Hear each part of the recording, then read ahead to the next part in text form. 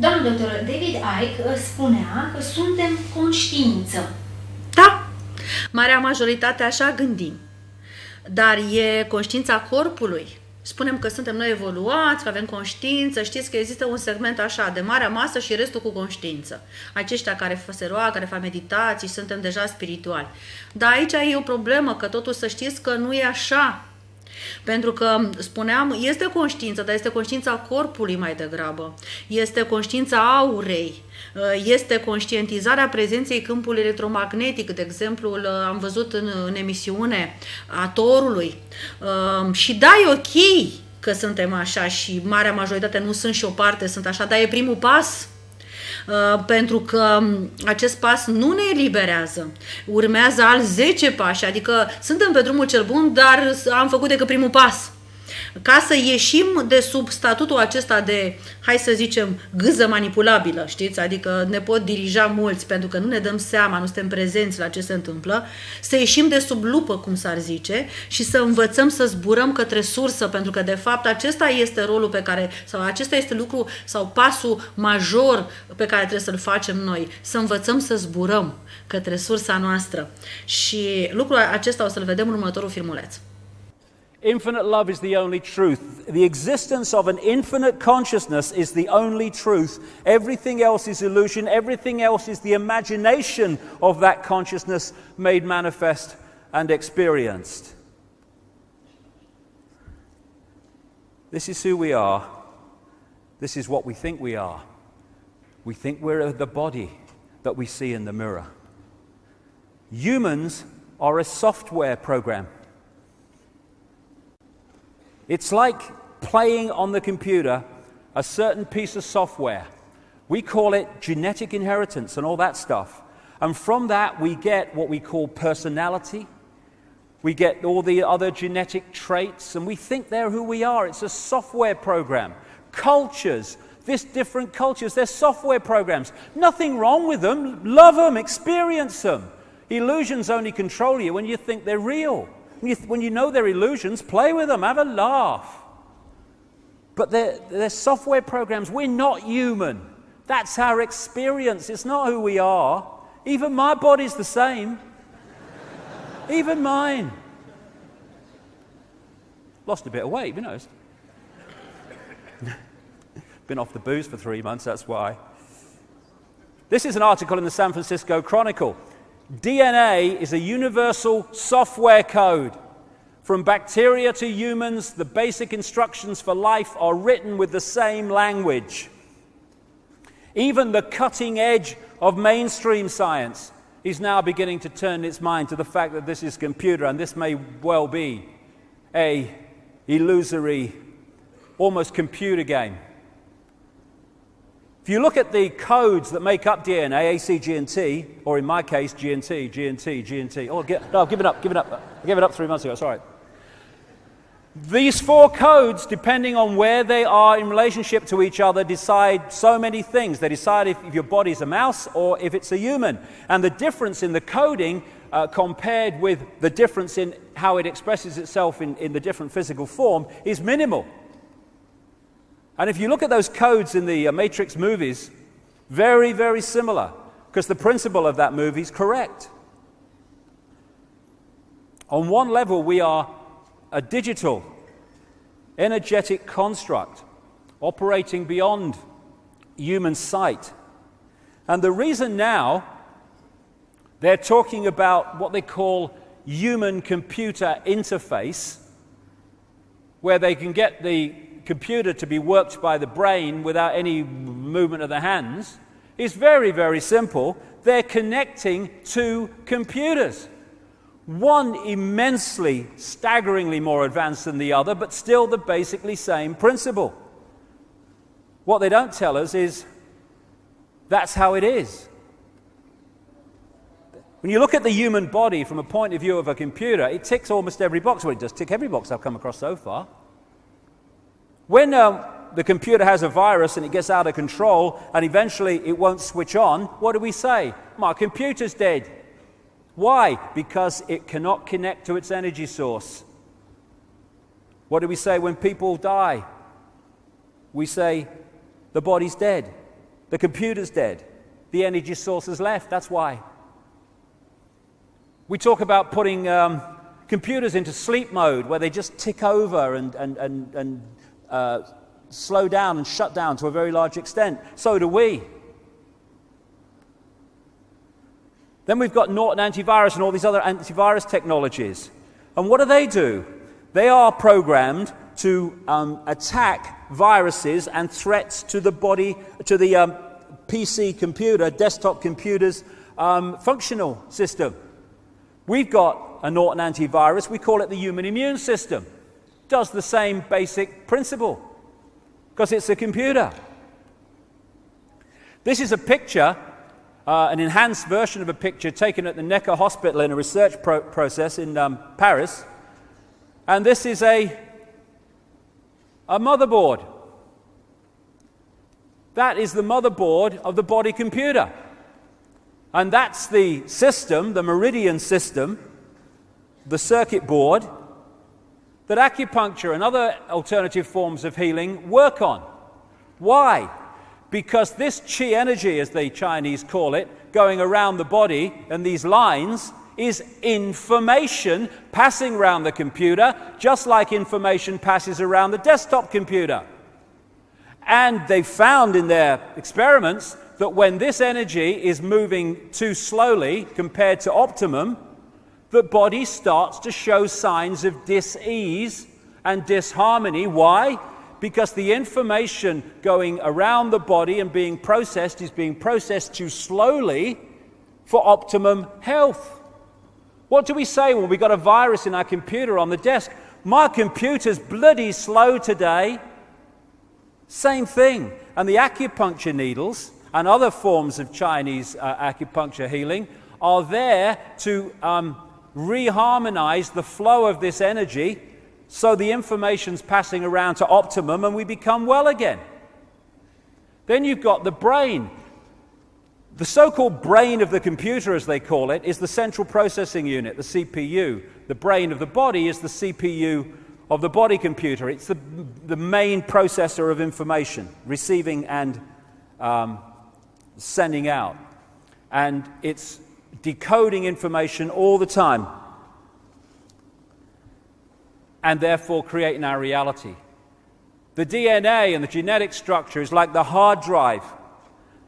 And the hard drive is passed on through what we call procreation, which is like on a computer level, two hard drives fusing to create another hard drive, which is a combination of the two. And together, the genetic structure and the auric field make up body consciousness, which has an awareness of its own and can function in this world pretty well, even without connection to out there. Pretty well, I mean, it can survive. Astăzi abordați o temă profundă, cea a singurătății umane. În emisiunea trecută am vorbit despre umbre, adică partea ascunsă din noi, partea pe care refuzăm să o privim, o evităm. Apoi am vorbit despre umbra colectivă și astăzi împreună cu David Icke vorbim despre umbra umanității, numită singurătate, pentru că aceasta este umbra umanității, singurătatea. Când vorbim de singurătate, vorbim de separare. Știți că persoanele care sunt singure sunt separate de ceilalți, sunt izolate. Separarea asta, adică sentimentul că suntem de unii singuri, de fapt, pe care îl avem toți dintre noi. Și deci, în momentul în care ești de unul singur, apare neputința, ne simțim neputincioși. După neputință, următorul moment este că apar depresiv, deci apare depresia. Depresia fiind deci o expresie a neputinței. Și pentru că suntem la emisiune medicală și spirituală, trebuie să știți că tema acestei emisiuni și a umbrelor este că umbrele se materializează în fizic, se somatizează, cum spuneați dumneavoastră, prin boli. De aceea, în medicina holistică este foarte important să descoperim cu fiecare pacient în parte care este umbra lui. Pentru că această umbră, adică acest lucru pe care el nu vrea să recunoască despre el, dar îl bănuiește, știți acolo, care stă în subconștientul lui și le evită, la un moment dat va somatiza printr-o boală, atâta timp cât mințim și nu spunem adevărul din noi. Marea majoritate avem o problemă, de exemplu, pe chakra gâtului, dacă nu spunem adevărul. Și de aceea această serie de emisiuni despre umbre, pentru că ele sunt foarte importante, în special pentru medicul de medicină holistică în stabilirea diagnosticului. Acum, deasupra acestei umbre purtăm o mască. Dumneavoastră lucrați, aveți emisiuni despre măști. Este o mască a ego-ului, știți? Că suntem, de exemplu, în cazul nostru a umanității, care este masca noastră? Că suntem puternici, suntem tari de succes. Fiecare dintre noi credem că suntem de succes. Acum, nu este o minciună acest lucru. Noi chiar suntem puternici și suntem și de succes. De asemenea, problema este nu asta că, de fapt, n-am fi așa, ci de fapt că nu credem că este adevărul despre noi înșine, adică cumva blufăm cu asta. Deci mințim, adică ne prefacem cu acest lucru. Ne prefacem și ascundem de fapt umbra, neputința. Că de exemplu am fi izolați și că pe unii și am fi singuri și nefericiți. De ce? Cum se întâmplă acest lucru? Deci noi în general ne propunem să facem lucruri și în momentul ego-ul nostru este foarte ambițios, știți, marea majoritate sunt ambițioși, suntem inteligenți și în momentul în care nu ne iese, atunci clacăm. Când clacăm, pică masca. Și ce credeți că este sub mască? Umbra. Apare nefericirea, apare izolarea, apare depresia. Practic, sub această umbră, care în medicina holistică deci are aspectul acesta al depresiei, care este boala secolului 21, depresia, există o rană dureroasă, este o rană profundă care se numește disperare, se numește durere sufletească de fapt și are legătură, o să vedem, cu emisfera stângă, adică cu ego-ul nostru care este foarte dezvoltat. Degeaba suntem înconjurați de ceilalți. Și vreau să dau aici exemplu în depresia postpartum. În depresia postpartum, o mămică, știți că sunt foarte multe mămici, din ce în ce mai multe mămici, care au depresie după ce nasc. Cum vă explicați? Pentru că, practic, noi credem că ne simțim foarte bine dacă schimbăm iubirea asta a noastră cu cei din jurul nostru și că sensul iubirii noastre este numai schimbarea acestei iubiri cu ceilalți. Dar mămica care tocmai a născut un copil și ține copilul acela în brațe, care este sâmbure de viață, da? De asemenea, are o relație foarte bună și cu tatăl, că tocmai a făcut un copil cu el, deci nu ar avea motive să facă depresie. Și atunci de ce face depresie? Pentru că, de fapt, adevărata noastră, acest sentiment al nostru de a fi singur sau nu ține de cei din jurul nostru. Și are legătură cu noi. Are legătură cu noi înșine. Are legătură cu ceva din noi cu noi. Și anume noi cu noi înșine, adică noi cu sinele nostru, adică sinele care e în noi de aia lui Dumnezeu, deci are legătură cu credința noastră și relația noastră cu divinitatea, de fapt. Cu alte cuvinte, sentimentul că nu mai suntem singuri și deci depresivi, nu putem să-l avem decât dacă ne conectăm prin emisfera dreaptă, care este responsabilă cu acest lucru, la sursa noastră divină. Then we talk about personalities and emotions. It's no accident, I would suggest, that so many, enormous numbers of near-death experiences tell the same story, that when they've left the body in that period, they don't feel emotion like they feel it here. They're not cold, but they don't feel that intensity of emotion that we feel. Why? Because that's a body consciousness software program. This is why psychiatrists and people, they say, some of them, they can break down human personalities into about 12 archetypes and combinations of them. You can't do that with infinite possibility, but you can do it with computer programs. We had that lady in Britain a few years ago who had been in institutions, in and out of them, with real manic, deep depression for 40 years. And her personality, people say, oh, she's a manic depressive. That's who she is. That's her. 40 years later, someone said, what happened about the time this started? Can you think? Did you do anything? And she said, the only thing I can think of is that I had something like 19 tooth fillings, mercury. It was pointed out that maybe that could be a connection. She had all the mercury teeth fillings taken out, went on a mercury detox. After 40 years, manic depression, gone. Because it was a computer level of operation that was manifesting it due to a chemical imbalance. We're not even our emotions most of the time. We are consciousness, and we've forgotten, and therefore these computer programs, these software programs take us over and we think we're them. And so instead of driving the bus, we're sitting at the back thinking we can't drive it. The brain is two halves of the brain. There's the right brain and there's the left brain, and they have very, very different roles to play, especially in personality. And between them is this bridge called the corpus callosum, which bridges the information between the two. Now, this is another picture that Neil Haig did for me recently, symbolically looking at what the right brain and the left brain do. The right brain is out there. It's creativity. It's inspiration. It's the maverick. It's the connection to all that is. It's the greater awareness. And the left brain is about structure. It sees things in parts, not as wholes. It wants things to be structured. It's about language, and it's about organization in a physical way. It's about being what we call, though often that's not what it is, rational thinking. And both sides of the brain are necessary. If you get a right brain person, we've all met them, they're fantastically creative, but they're out on another cloud. There's nothing going on down here. But you get a really imprisoned left brain person, they can't see the connections with anything. They're here. Boom, boom. I'll tell you a story. Sound like Max Bygraves. I'll tell you a story.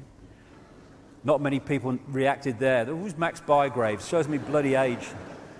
Yeah, he's just a bit older than me. Anyway, what happened was I was asked to speak at the Oxford University, right? Now, there are whole brain people at Oxford University. I'm not knocking it, but because of the nature of it, there's a hell of a lot of real left brain people at Oxford University. And I had this bizarre situation. When I do something like this to open-minded people, I just give it, there you go, there it is, make of it what you will. But when you're talking to a real left brain audience, even at the elite Oxford University, where they've passed all these exams to get there, he's clever, I'm sitting in the hotel room before I'm going to do it, and I'm thinking, how do I put this in baby steps so they'll get it? Why? Because the left brain is what I was talking to there. And it doesn't get this wider picture that we are decoders of information, and this is an illusion. It is a decoded holographic illusion. And this bridge, the corpus callosum, is a target for those that manipulate us big time. The whole of society is structured to turn people into left brain prisoners who experience reality through that version of perception. Apartness, division, I am Charlie Smith. I must jump over everybody. To succeed, I must be a success. People must say you're successful. That's my identity, that's my sense of self. And so what they do, look at the system. If you want to progress within the system, this left brain society we live in, then you have to be very, very good at passing exams. You go to school, you pass exams.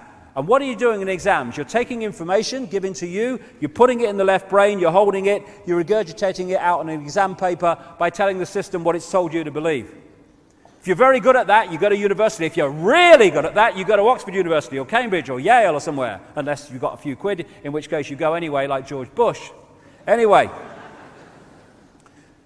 And then you choose your speciality. If you're very, very good at university at passing exams, boom, boom, boom, boom, boom, boom, then you get great degrees, and then you get your speciality, and you go into being a doctor or being a scientist and being even a politician, all these people. And therefore, all these people that are in the positions of power within the institutions that control and dictate the reality and direction of society are all, by the time they get there, fully paid up prisoners of the left-sodding brain. That's why scientists can't get it, most of the mainstream ones, because they're so in here. How can they understand concepts of reality in here? They can't. That's rubbish. I can't see it, taste it, hear it, or feel it, so it can't exist. But it does. No, it can't exist. And I'm a scientist. I'm clever. And so, if you look at society, you'll see more as the months go on. You are looking at a society designed to put the centuries across the entrance to that. So this doesn't talk to itself, and they don't become whole brain people We become prisoners, and that prison is the prison of the left brain. That's what it is, essentially. René Descartes, the French philosopher and mathematician, said this about finding a way to express self-identity. I think, therefore I am. I would take it a stage further, and I would say at the body consciousness level, I compute, therefore I am. What we're being subjected to is mass hypnosis. Mass hypnosis, just like the stage hypnotist and the stooges on the stage, where the hypnotist puts into the stooge a programmed version of reality, a belief in reality. And then what happens is that belief edits reality to fit the belief. So suddenly they see an elephant in the audience. There's no elephant in the audience, but there is in their reality. They taste a potato and eat a potato and taste an apple, because although the electrical signal of the taste of the potato has gone to the brain, the imposed belief, the program, recodes that signal into the taste of a apple. The person is tasting an apple while eating a potato, because this is what MSG does in food. They call it a flavor enhancer. What is it? It tricks the brain to decode more taste than is actually in the food. That's what it is. And we're dealing with a mass version of hypnosis on the people of this world. Paul McKenna, he's a hypnotist and works with the mind of people, television shows and stuff like that. I watched, where you saw this, it used to be on the internet, I don't know if you can see it now, but it was from the Top Gear program on BBC. And if you haven't seen it, what happened was this guy, Richard Hammond, he was put under hypnosis by McKenna. And the first part of it was they were out filming at a racetrack.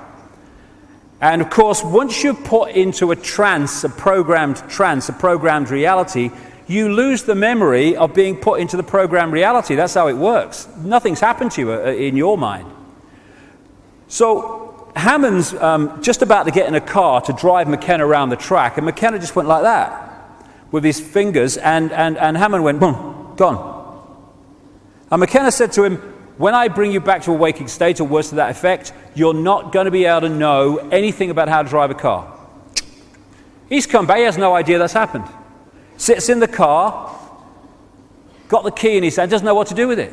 Completely lost. Doesn't know the first thing about driving a car.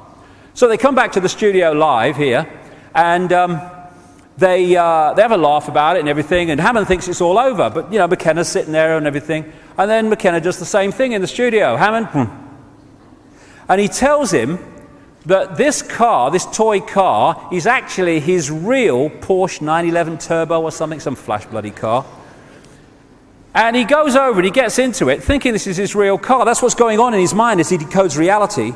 And then Jeremy Clarkson drives this one into the side of this one. He reacts as if he's just pranged his real car.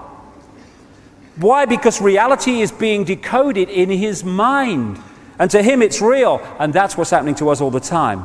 We're asleep. We're in a trance. And that's why it's so appropriate when people say, I'm waking up now. I can see it. As Voltaire said, so long as the people do not care to exercise their freedom, those who wish to tyrannize will do so. For tyrants are active and ardent and will devote themselves in the name of any number of gods, religious or otherwise, to put shackles upon sleeping men. And of course, first, you must have sleeping men and women, and that's what the whole deal has been about. You are getting sleepy. Good evening. Now tonight's news. These people are hypnotists, don't realize it. They're programming a reality by repetition of a version of reality that they pound out on their mainstream news all the time. We see things not as they are, but as we are. The conspiracy in a line. The idea is to get us to think that we are the person we see reflected in the mirror. No, that's the vehicle we're using to experience this reality. This is who we are. Division is what they want. A sense of oneness is what they don't want. And oneness, not just between humans, but between everything. You know, the ancients talked about, and some people still talk about today, about going and experiencing the spirit of a mountain or something. And of course, the left brain scientists, you can't experience the spirit of a mountain, it's a pile of rock. Because that's what the left brain sees it. And yet, a mountain is just energy consciousness, and that's a holographic version of it that we see on the physical level. So you can interact with that, just as you can interact with plants. This is Virginia, Credo Mutwa's wife, and she's got a herbal garden, and she talks to her plants. And she puts little coins next to them in thanks when she's taken bits off them to use in herbal remedies and stuff. And of course, the left brain is to go, what's the plant going to do with the money? Is it going to buy beer? Stupid, you know. No, it's energy. It's a representation of energy. Oh yeah, I get that. Oh, stupid. We are consciousness, we are energy, we are all one consciousness. So, where are we? Where are we? We are in our own minds, basically. We are in our own heads, symbolically. We are decoding reality in our own minds. It's not out there, it's in here. We are taking frequency fields and vibrational fields, and we are, through the brain, turning them into a holographic reality that does not exist out there. Holograms appear to exist in space, but they don't. Holograms you buy in the shops. This hologram doesn't have space either. We are decoding it into a holographic television station within the frequency of visible light.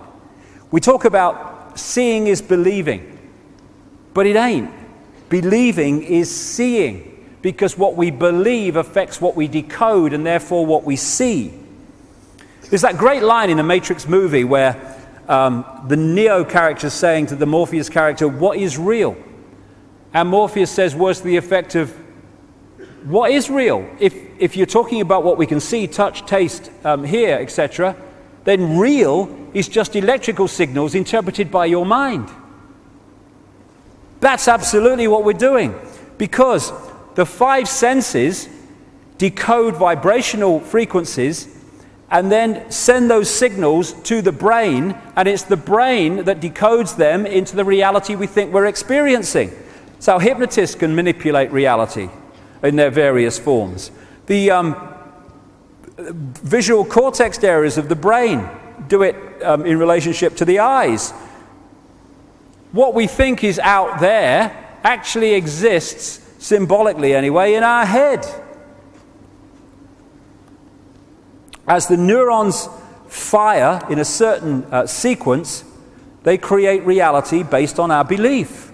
Now, if we got open minds, we can be decoding vast realities and be multidimensional in our perception and awareness.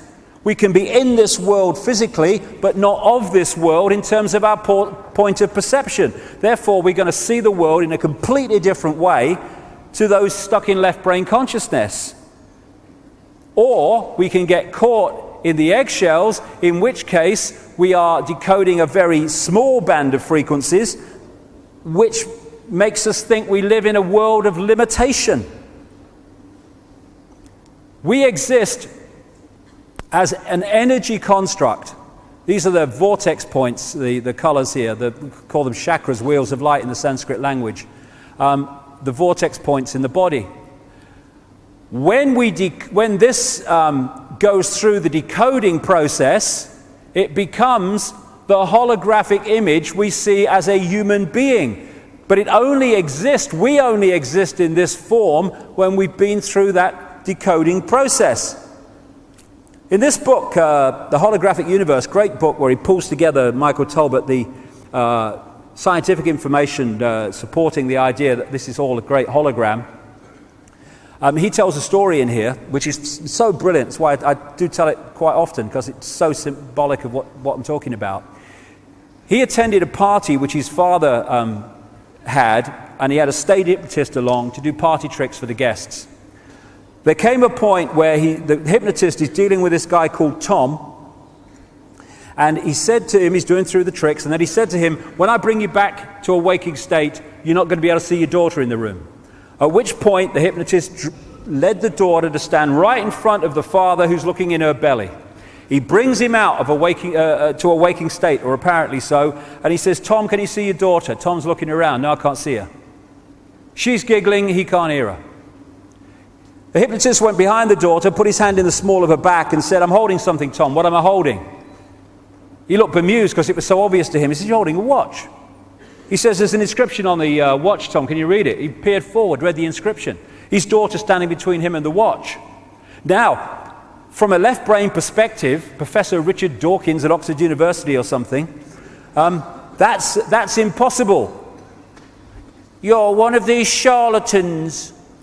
But of course, from a left brain perspective, it's not possible. But when you realize the nature of reality, it is possible. Why? Because his daughter is an energetic construct on that level. And unless her father decodes her energetic field into a holographic representation he sees as his daughter, she ain't going to exist in his reality. Everything else in the room is, because he's doing that to everything else. But the hypnotist has implanted into the brain the belief that the daughter is not in the room. So just like in China, where they firewall off the internet, his brain gets firewalled off from decoding that field. So she doesn't come into holographic reality. She doesn't occupy what we call space. He's going to be able to see what's behind her, because in his reality, she ain't there on that frequency range we call the physical world. We think the world is physical. Let's come to that physical. Oh, it's so solid. Oh yeah, walk into a wall, bang, it's solid. Don't tell me it ain't solid. But it can't be. It can't be, because it's made of atoms, scientists tell us. And atoms have no solidity. How can an atom that has no solidity make up this solid world? It can't. And it doesn't, because the world isn't solid. This is why when scientists have this bewildered conundrum between non-physical atoms making up a physical world, how can it be? Well, I can help them out. There is no physical world to make up. The atoms are part of the decoding process of turning vibrational fields and vibrational information into holographic form in our heads or in our minds. We make holograms, of course, in studios like this one. And for those who haven't come across it, what happens is you've got an object that you want to do a holographic photograph of. You have a laser beam. Part of it is diverted across the object you want to photograph. Part of the beam is taken away and hits this photographic film, where it meets the other part of the beam carrying the vibrational information of the image. It's like two waves in water coming and colliding. When you have, they call it an interference pattern in holographic terms.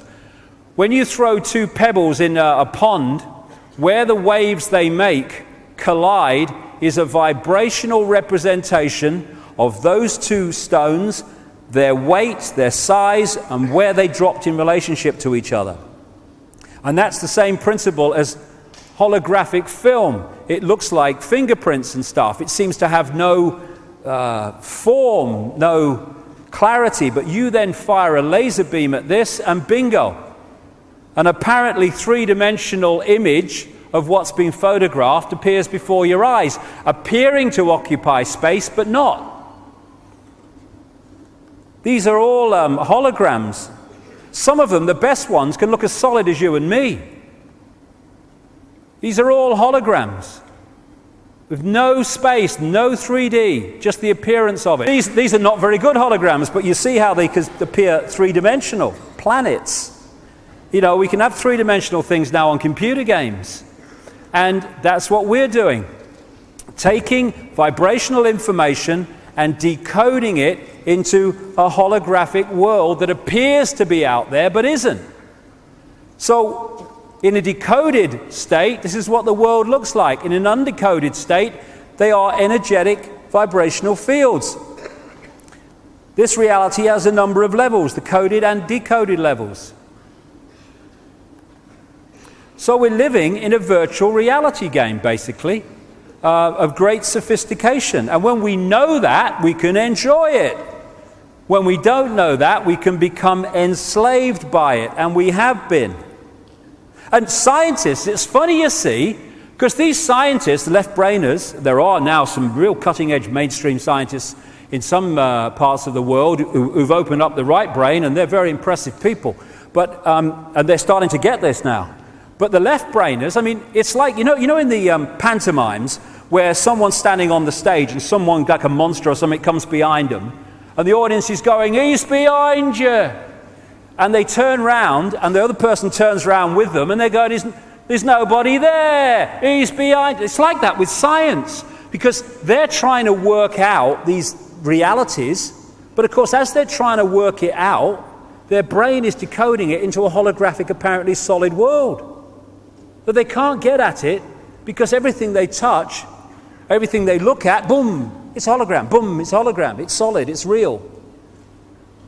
So this is why scientists have to open their consciousness if they're going to get to the deep levels that we're talking about today. The other great characteristic of a hologram is that every part of the hologram contains a smaller version of the whole. Extraordinary characteristic. So if you cut a holographic print, those wavy frequency fields, the interference pattern, into 4, and you fire a laser at the 4 pieces, you don't get a quarter-size part of the whole picture, you get a quarter-size version of the whole picture.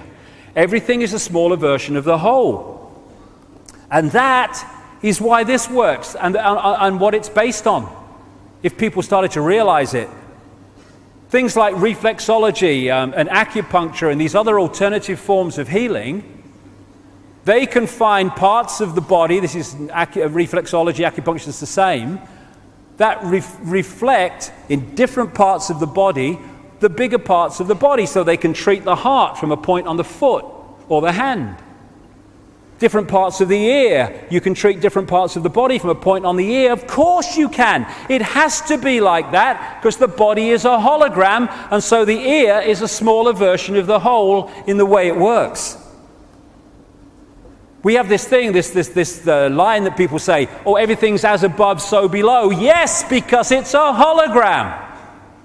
So, this is why the human energy field is mirrored by the Earth's energy field, because it's a hologram, and every part of the whole, at all the different levels, is a smaller version of the whole. What we're living in is a holographic internet, as I call it. If you look at what we call the internet, which we use on our computers, the only place the internet exists in the form that we perceive the internet, websites and graphics and colors and texts, is on the computer screen. It's the only place it exists in that form. Everywhere else, it's electrical circuits, mathematics, on-off electrical signals, all the rest of it. Same with television. The only place that television exists as we perceive it is on the screen. Everywhere else, it's frequency fields, mathematics, and electrical systems. And it's the same with us. Jean Fourier, a Frenchman, he developed something called the Fourier transform, which allowed pictures to be turned into frequency fields, broadcast, and then decoded into pictures. That's basically what our brain is doing on a vastly more sophisticated level. So what is the matrix, this holographic internet we live in or think we live in? We are part of its projection. It is energetic information. That's what it is. And we decode that information, and what we decode and how we decode it decides our experienced reality. Decides what we experience. We are crystals, basically.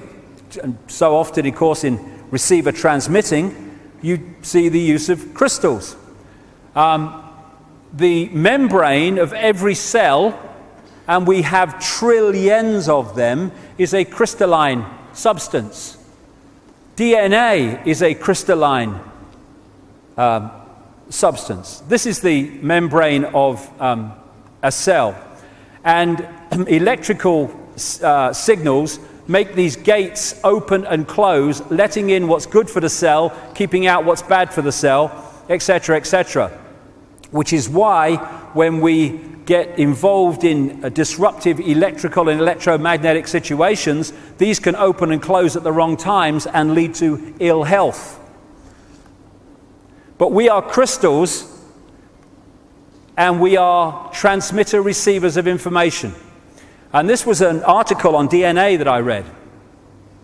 From the characteristic form of this giant molecule, a wound double helix, the DNA represents an ideal electromagnetic antennae. Yes, of course it does.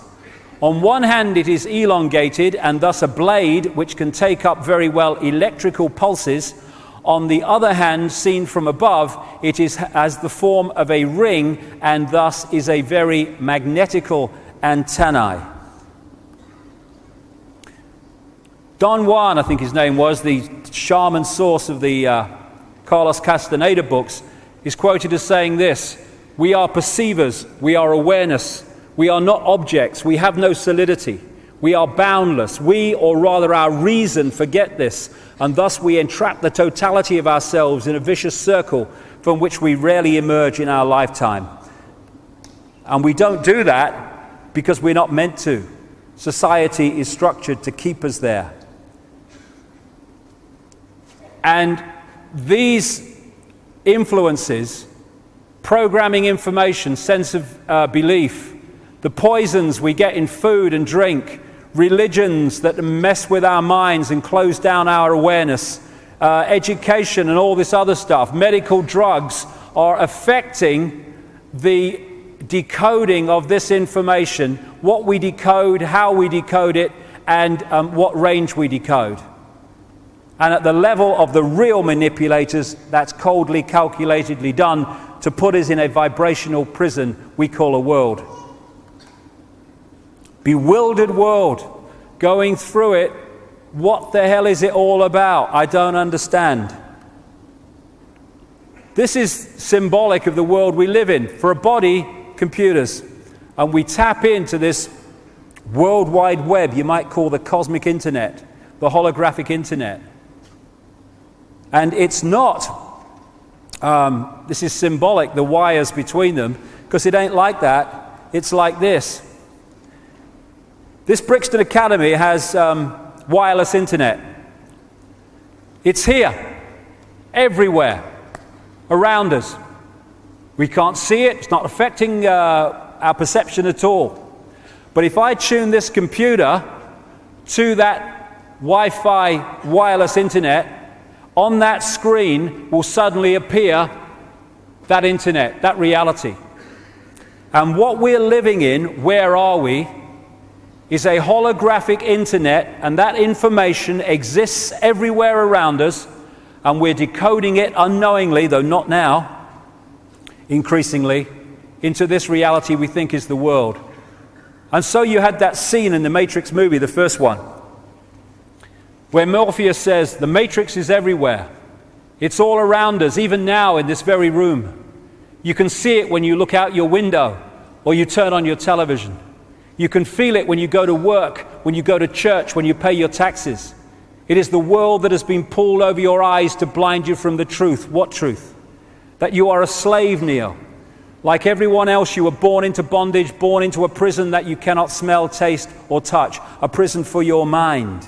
And the Matrix is everywhere because it is like a wireless internet which we're decoding. And we can decode vast areas of this internet. So what is reality?